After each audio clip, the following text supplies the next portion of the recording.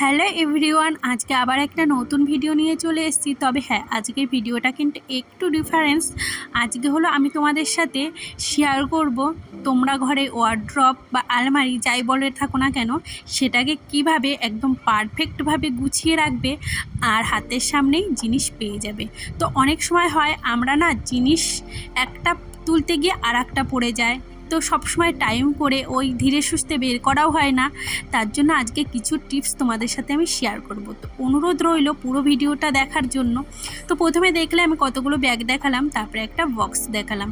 ওই বক্সটা কিন্তু ফেলে দেওয়া বক্স, ওটা আমি এনেছি একটা দোকান থেকেই চেয়ে। আর এই বক্সটা দেখো এমনি দেখতে ততটা ভালো লাগছে না, ভাবলাম এটাকে একটু যদি এর উপরে একটু কারুকার্য করা যায় তাহলে কিন্তু বেশ ভালো লাগবে।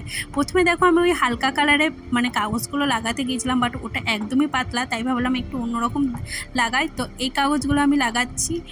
তো কোনো ফেলে দেওয়া জিনিস যদি এরকম পাও বা তোমরা আশেপাশে দোকানে দেখবে অনেক এরকম পাওয়া যায়, সেগুলো এনে যদি তোমরা এরকম চিটাও। আর এটা অনলাইনে আমি অনেকটাই দাম দেখছি এরকম বক্সের, তো আমি ভাবলাম এটা দিয়েই কেননা কাজ চালাই। তো দেখো বক্সটা রেডি করে কিন্তু বেশ ভালোই লাগছে।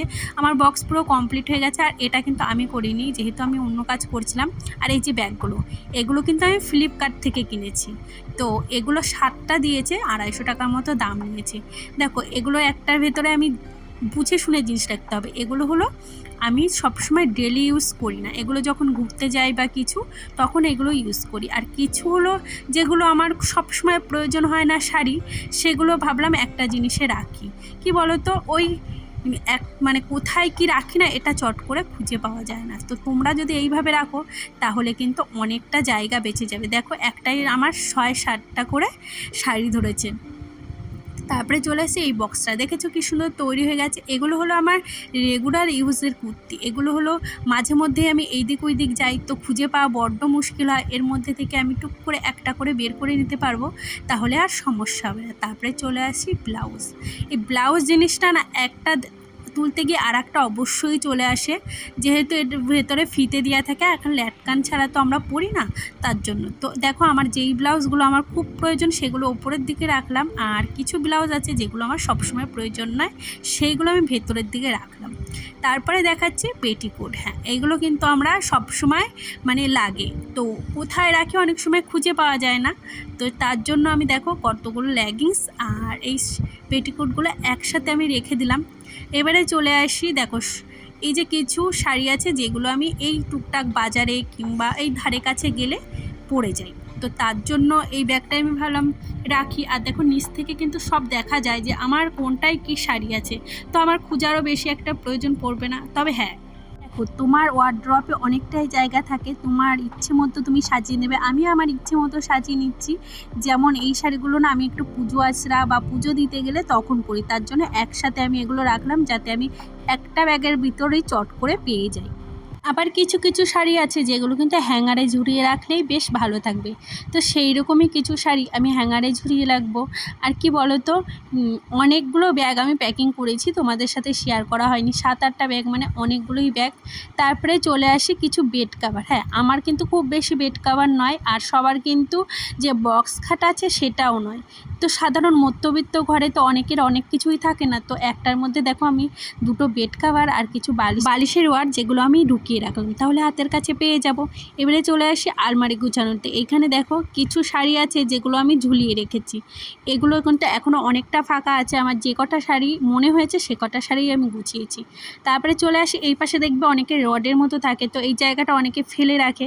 তবে আমি এই জায়গাটা না ওড়না রাখার কাজ চালাই, তাহলে কী হবে আমি ওড়নাটা চট করে পেয়ে যাব, মানে আমার আর খোঁজাখুঁজি করতে হবে না। আর কোথাও গেলে না ওড়নাটা ভীষণ প্রয়োজন হয়। আর দেখো পেছনের দিকে আমি কিছু শীতের জিনিস রেখেছি, সামনেটা ফাঁকা আছে তাই কিছু ছাপার শাড়ি রাখলাম, যেটা আমার ভীষণ দরকার।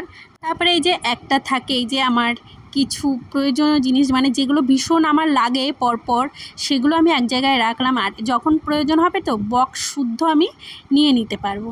তো একটা বক্স আমার পুরো রেডি হয়েছিল না। আর দেখো বক্সে কিন্তু অনেকগুলো জিনিস ধরেছে, আমার মোটামুটি সব জিনিসই ধরে গেছে, যেহেতু আমার খুব বেশি একটা জিনিস নয়, তবুও যে কটা জিনিস আছে মোটামুটি আমার সবই ধরে গেছিলো। আর এইভাবে আমি সাজিয়ে সাজিয়ে রেখেছি। দেখো বাইরে থেকে কিন্তু সবটা দেখা যাচ্ছে, কোনটায় কী শাড়ি, কোনটায় ব্লাউজ আছে। তো তার জন্য না আমার আর ভীষণ কষ্ট করতে হবে না। এই ব্যাগগুলো আমি ফ্লিপকার্ট থেকে কিনেছি, ভীষণ ভালো। তো আগে দেখলে আমি মানে পুরো আলমারিটা জুড়েই আমার শাড়িগুলো ছিল, মানে কোথাও জায়গা ফাঁকা ছিল না, একটা টান মারতে গিয়ে আর একটা চলে আসতো। তো সবসময় টাইম করে বের করা হতো না যে সব ধরে বের করে আবার। আর এখন আমার কি সুবিধা হয়েছে, যেটা আমার প্রয়োজন সেটা আমি নিতে পারবো।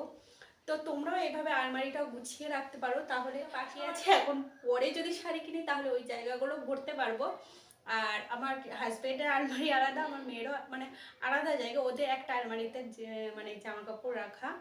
তো তার জন্য আমার এই আলমারিটা এখনও ভর্তি করতে পারিনি, এখনও অনেকটা করে পোর্শন বাকি আছে। পুরো ভিডিওটা দেখে কোনো হেল্প পাও তাহলে প্লিজ প্লিজ একটা লাইক করে দিও। আর ভিডিওটি কেমন লাগলো প্লিজ একটু কমেন্ট করে জানিও, তাহলে আমার ভীষণ ভালো লাগবে। তো আজকের ভিডিওটা এখানেই শেষ করলাম, আর কালকে থেকে আবার ডেলি ব্লগ দেবো। তো আজকের মতো টাটা।